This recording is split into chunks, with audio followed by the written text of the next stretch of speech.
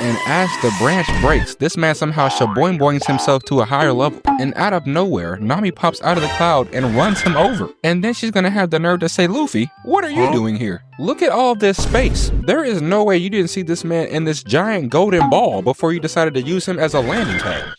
Hey man, it's your boy Alex, and welcome back to another bang.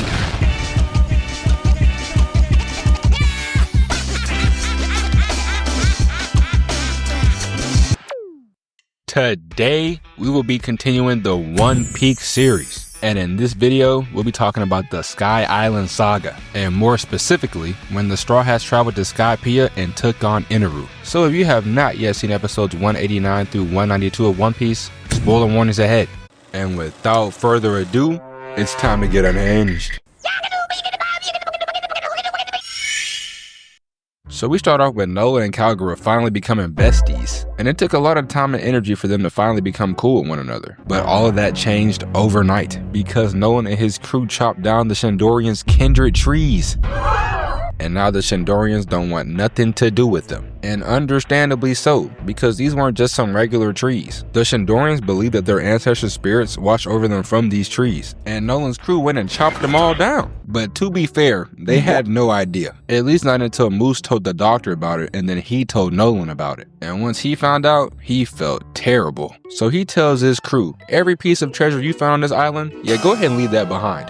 I beg your pardon, just because you messed up chopping them trees does not fall back on me. I'm leaving here with something. Anyways, we cut back to Moose and the doctor's conversation, and the doctor explains that the reason why they cut the trees down was because they were already dead. And if they didn't, the tree fever would spread to the rest of the plant life. And when Moose relays this to her father and the rest of her people, they realize that Nolan and his crew were actually trying to help the island. So Kagura runs off to go find him. But by the time he got to the beach, Nolan's crew has already set sail. So Kagura calls out to him and tells him to come back one day. And hearing this, Nolan drops to his knees and cries tears of joy, now knowing that he's made a lifelong friend. And he calls back to Kagura, saying that one day they will meet again. We then fast forward to Nolan headed back home, as he tells everyone in his kingdom about his adventures in Shandora. But the moment he tells his king this, he tells Nolan that they're about to spin the block. But this time, him and his soldiers are gonna come too.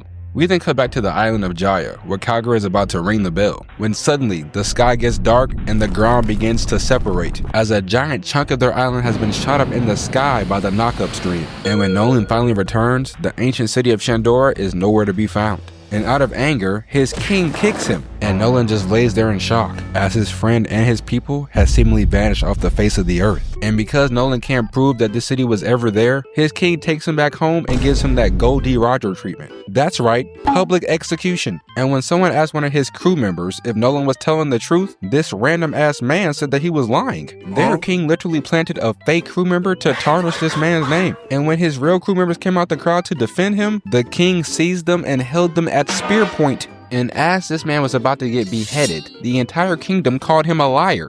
He's a knitter!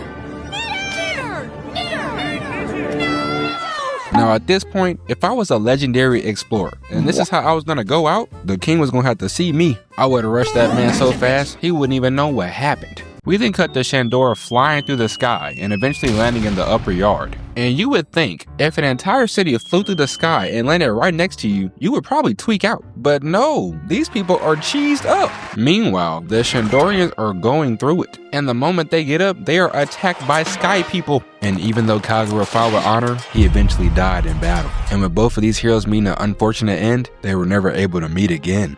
We then fast forward to about 400 years in the future, aka present day, where Eneru is on Skypiea causing straight chaos. And I mean, he is destroying everything he sees. Is this wearing cloud pants? Anyways, the people are trying to escape, but they are being spammed by lightning strikes. But as Eneru is getting closer to the Golden Bell, Luffy continues to chase him down.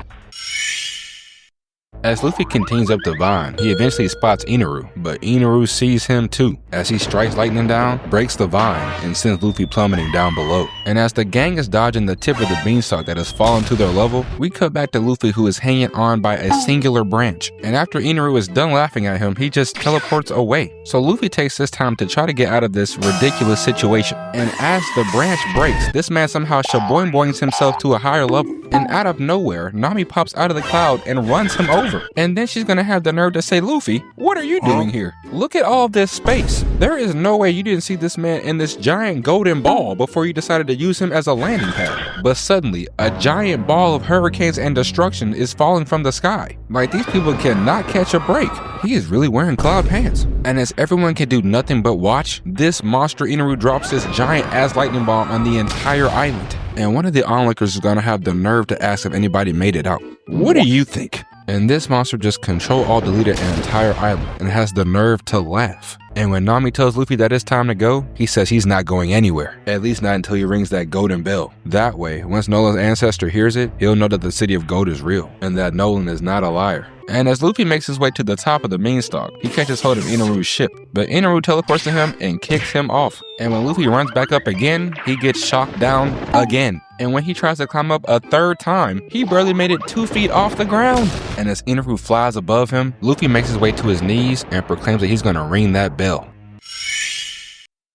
As Eneru continues on his ship, he eventually comes across the golden bell. Meanwhile, Luffy is still trying to make his way to the top of the beanstalk, but nothing is working. When Nami suddenly remembers that the rest of the crew is down below them, so she sends them a message on a big leaf. And when Robin reads it out loud, it says to cut the beanstalk down towards the west, which just so happens to be the direction that Eneru's arc is in. When suddenly, everyone looks up to see a giant hurricane meteor shrouding over them, as Eneru is preparing to destroy the entirety of Skypiea. Bro, look at the size of this thing. He is really about to hit him with that Tengai Shinsei. But down below, the crew begins to run off as Zoro prepares to cut down the beanstalk. And as he dodges lightning strikes, he jumps off the cloud and cuts part of it off. But while he's still in the air, Eneru shoots him down as he crashes into the ground below. But even though he cut it, the vine is not moving. But for some reason, Usopp decided to lock in as he leaves Robin with the rest of the crew and heads out to finish the job. And when he finally gets there, he starts using everything in his arsenal. But he is not doing a single thing to this beanstalk. But luckily, he's not the only one trying to knock it over. Even Nola, the 400-year-old snake, slithers up to it and headbutts it. And the vibration causes the stalk to move a little bit, but it eventually stops. So now Wiper, who is already on 0 HP, steps in to try to knock it over. And when he makes his way to the stalk, he uses a reject dowel and blows a hole into it.